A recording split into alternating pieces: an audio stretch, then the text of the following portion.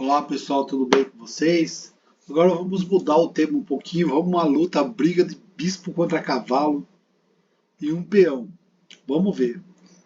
Como já mencionamos nesses sinais, há muita tática e pequenos detalhes que podem variar o resultado final. Não se pode tirar muitas conclusões teóricas e a análise de uma única posição deveria ser suficiente para observar a mais importante delas.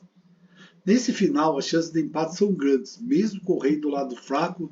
Lado fraco quem é? É quem só que tem, no caso aqui, é o bispo e o rei. O lado forte é que tem o cavalo, o rei e o peão.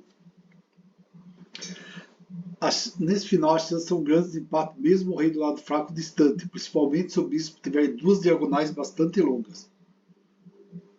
Uma regra geral é que se as duas diagonais do bispo atingirem 5 casas, ele não precisa da ajuda do seu rei e pode precisamente ser perdido se o próprio rei ficar no caminho. A razão que o cavalo é mais desajeitado ao preparar os blocos, como veremos nesse final. E isso dá ao bispo tempo para escolher a diagonal confortavelmente. Quando uma das diagonais tem 4 ou menos casas, o rei e o cavalo podem manobrar para tomá-las.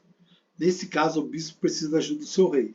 Mas como veremos nesse exemplo, essa ajuda pode chegar a tempo, mesmo que o rei esteja muito longe. À medida que uma das diagonais é mais curta, as possibilidades para o lado do cavalo aumentam. Esse exemplo é um caso limítrofe. As brancas empatam, mas se o rei branco estivesse em A8, as pretas venceriam. Vamos lá? Jogou bispo C5, cheque. Aí o lance do bispo é completamente lógico, né? Ele vai querer dominar essa coluna, essa diagonal.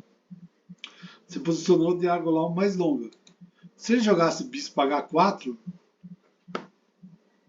se você colocar o bispo na casa mais curta, que aqui, né, que são 4 casas, as brancas perdem porque são desalojadas antes que possa aproximar do seu rei. Quer ser o que? Rei G2, rei G7, cavalo E4, bispo E1, cavalo C5, rei D6, cavalo D3, bispo H4, rei H3. O que acontece? O cavalo controla 2 casas e o rei as outras 2. O máximo que pode controlar é a mesma diagonal. E o bispo deve recuar. Porque o bispo não tem para onde ir, né? Essa casa o rei domina, essa casa o rei domina. Essa casa o rei domina. Essa casa é amarelo, o cavalo domina. Quer dizer, ele vai ter que sair daqui, né? Vai para algum lugar aí.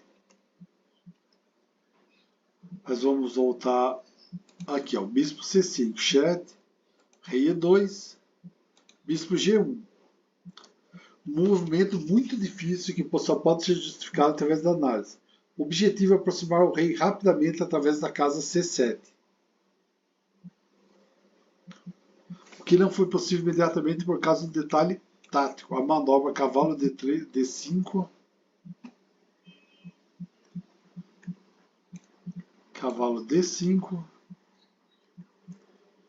e cavalo. E daí vem com o cavalo E3 aqui. Vai lá e vem aqui, fechando a diagonal do bispo. Vamos ver isso aqui, ó. Em vez de jogar aqui, jogou aqui.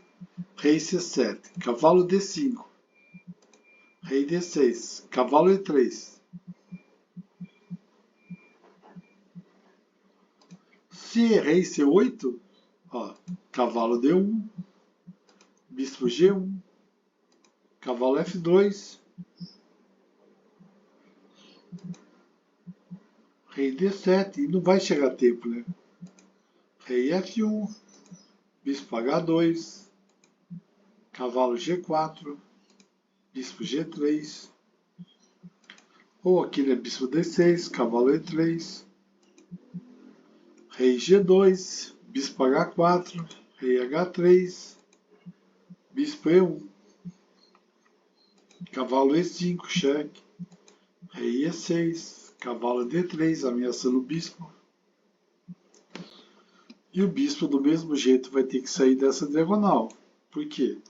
Tá ameaçando aqui, aqui o cavalo pega. Se for nas casas amarelas, o rei pega. Então ele vai ter que fazer o quê? Sair dessa diagonal. Mas vamos lá, daí podia ter jogado cavalo D1. A manobra necessária para tirar o bispo da longa diagonal. Que aqui o bispo está dominando uma diagonal muito longa aqui, né? Vamos dar um jeitinho nesse.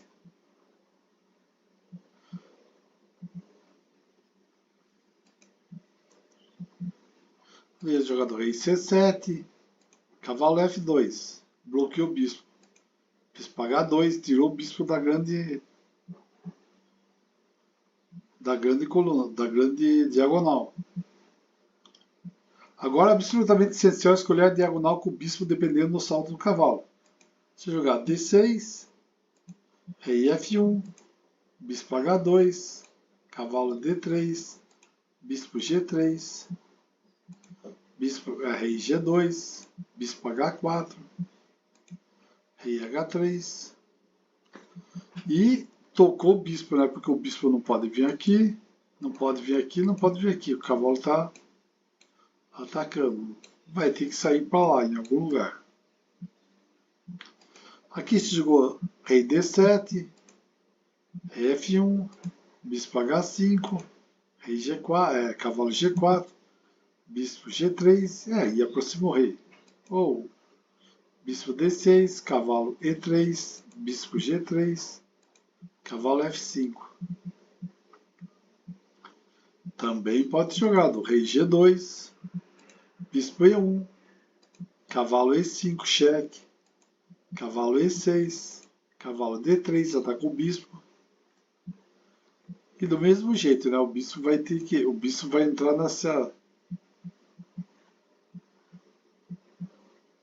O bispo só pode vir aqui, mas o rei chega ali e expulsa ele da grande diagonal. Da grande diagonal não, dessa diagonal. Tá? Aí jogou aqui, depois aqui jogou F2, rei F1. Vou voltar a estudar mais. Aqui, ó, se ele jogasse cavalo G4, ameaçando o bispo, bispo G1. Essa é uma das chaves. Se o cavalo chegar a G4, o bispo pode retornar a diagonal longa. E ele volta assim. Também, se jogar aqui H3, bispo G3. Esse é o outro. Com o cavalo mal colocado em H3, as príncipes precisam de algum tempo para ocupar todas as casas do bispo na diagonal curta. Cavalo F4, D6, cavalo H5, bispo H4, cavalo G7 e H5. Chegando bem a tempo de evitar o golpe devastador, cavalo F5.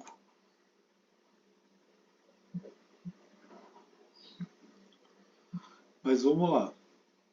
Aqui, voltando. Rei F1. Bispo E5. Cavalo G4, tá com o bispo. Bispo D4, mudou a diagonal. Rei E2, bispo G1.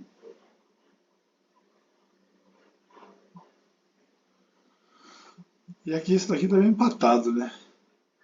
Mas, ó, se você for ver, ó, quais conclusões? Esse magnífico estudo permite extrair algumas ideias interessantes. Com um único exemplo, talvez fosse excessivo considerá-los conclusivos, mas a análise de posições semelhantes confirma as conclusões.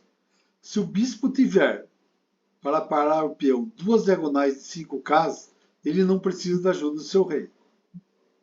Se a diagonal mais curta for de 4 casas, o bispo pode ser desalojado das diagonais de controle do peão. Desalojar o bispo exige muito esforço. É por isso que o rei defensor deve estar muito longe para perder o jogo. Se a diagonal curta tiver menos casas, as chances de vitórias aumentam, mas empata. Esse daqui. Essa posição aqui é de empate. Tá bom, pessoal? Valeu, um abraço, até mais. Não esquece de clicar no joinha